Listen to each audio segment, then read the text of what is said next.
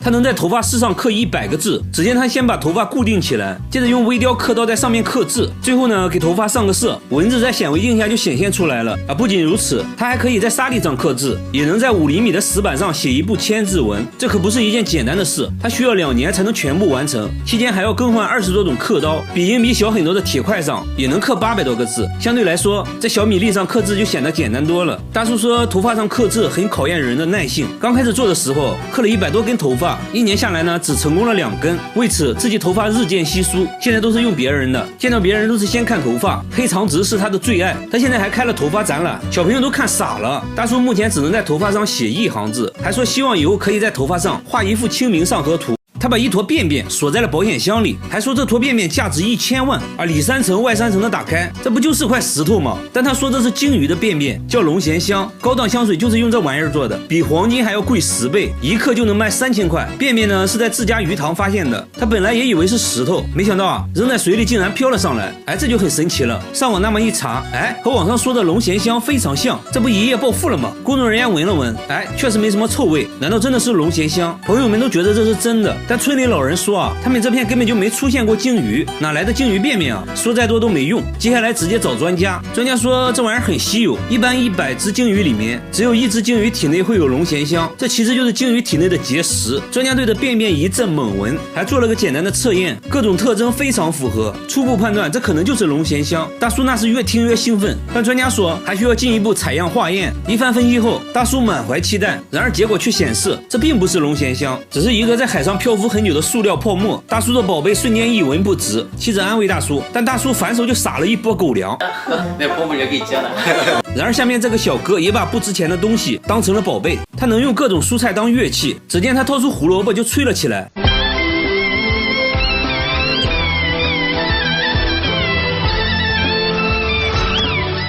工作人员还是不相信他也不废话，直接啃了一口。不仅如此，什么红薯、山药、西葫芦、土豆，甚至大蒜都可以吹出曲子。而且用蔬菜当乐器的好处就是饿了能直接吃。接着用西兰花又吹了一曲，还用山药做的乐器吹了一个。然而把蔬菜做成乐器也不容易，首先就要保证蔬菜的新鲜程度。在冰箱拿出一根硬邦邦的萝卜，先用工具把萝卜掏空，然后在表面打孔，每一步都要非常小心，还要不断测试音准，一点点调整孔洞大小。节目组决定升级挑战，拿来了西瓜、鸡蛋和大葱。小哥轻蔑一笑，就这，手起刀落就把3样食物变成了笛子。没想到还都吹响了。现在有个问题就是，乐器的保鲜时间太短，一旦蔫了，音色就不纯正了，一般用完就要被妻子拿来做成菜，或者打成蔬菜汁喝掉，因此每天都要重新买新鲜蔬菜，这成了一笔不小的花费。他现在呢已经到了痴迷的程度，甚至在工作中也要做乐器，拿着一颗洋葱就开始制作，同事都被震撼到了。第一次见面，大叔就在陌生人面前脱掉了袜子，这才看清大叔根本就没有脚趾甲。不仅如此，他连手指甲也没有，指甲的位置光秃秃的，地上的小东西根本捡不起来。开易拉罐是最痛苦的，更难以置信的是，他不能用玻璃杯喝水，一拿起来就会滑下去，杯子在手中反复滑落。节目组怀疑大叔是故意的，大叔却说自己没有指纹，光滑的东西根本拿不住。大家一起按手印，大叔的手印模糊一片，真的看不到任何纹路。由于缺少指甲的保护，轻轻按压手指就会带来剧烈疼痛。然而大叔的工作却很依赖手指，他是一名汽修工，工作需要一直动手，就连缠个线圈都会疼痛难忍，哪怕一个小小的失误都会给他脆弱的皮肤造成不小的伤害，手上也总是伤痕累累的。因为要养活一家老小，他就这样忍着疼痛工作了30年。医生说他患有一种名叫大疱性表皮松解症的罕见疾病，由于是遗传性的，所以没有根治方法。其实这些大叔都无所谓，他在意的是女儿。女儿出生的时候，他做的第一件事就是检查女儿的手指，看到女儿有着正常指甲，大叔激动地哭了。他不想让女儿承受和自己一样的痛苦。现在大叔最喜欢做的就是帮女儿剪指甲，女儿也很懂事，每天都会帮父亲包扎伤口。 상처 보면 어때요? 커튼실할거 안 다치게 생겼고 안 다치게 기도할거. 大妈每天捡钱100块，却差点丢了老命。钱都是从这棵柿子树下捡的，硬币每天早上都会准时出现，1个月捡了一大杯。对于这种现象，当地老人说柿子树果实累累，象征着家族兴旺，可能是有人对着树许愿丢下的硬币。可奇怪的是，附近其他柿子树下却找不到任何硬币，只有他家店门口的树会这样，这就有点诡异了。大妈很焦虑，说这明显和自己有关，难道是有人在对自己下蛊吗？大家决定偷偷安装监控，找到这个丢硬币的人。经过漫长等待，终于发现了一位可疑人员。大家亲眼看见他经过柿子树的时候丢下了一个什么东西，记者赶紧追了上去，却结果发现他只是丢了一个树叶而已，是个误会。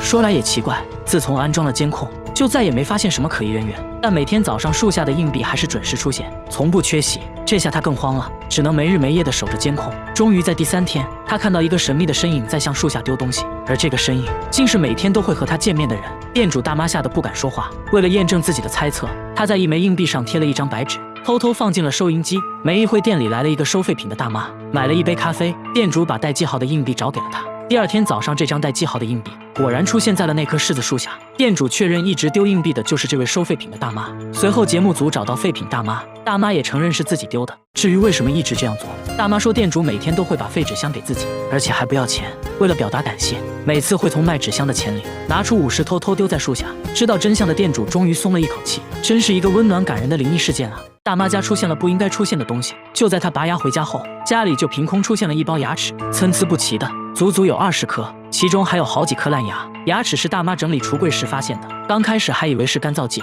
仔细一看差点吓死。这牙比正常人类的牙齿小了很多，真的是人类牙齿吗？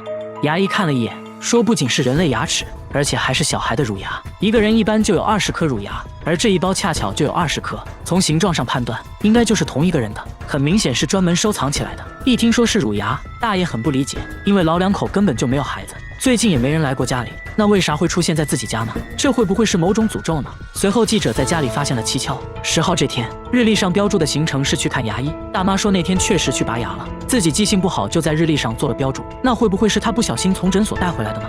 大妈却一口否认，大家也不确定她有没有健忘症。为了排除这种可能，接着来到牙医诊所，调出了监控，确实没看到大妈拿走任何东西。那牙齿到底是从哪里来的呢？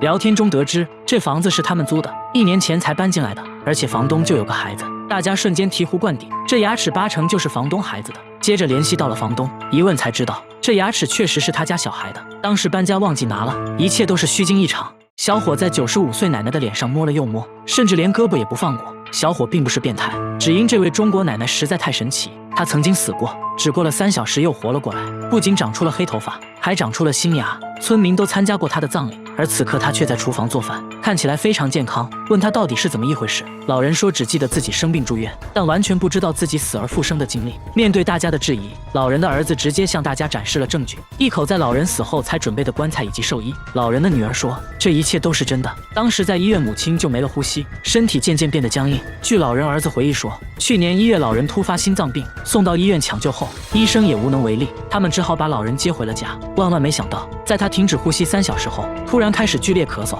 慢慢恢复了生命迹象，一家人都怕得不行。老人的主治医生听说后都觉得离谱，因为实在没见过这种事。老人死而复生后，整个身体也发生了奇怪变化，首先视力变好了，穿针引线根本不用戴老花镜，后脑勺开始长黑发，甚至老年斑都消失了，皮肤变得滑滑的，记者都忍不住摸了又摸。最让大家感到震惊的是，老太太竟然长出了新牙，专家看到都大跌眼镜，是真的大跌眼镜。虽然好像很难解释这种现象，但看到老太太健健康康的，一家人都很开心。至于老人为啥能复活，貌似也不那么重要了。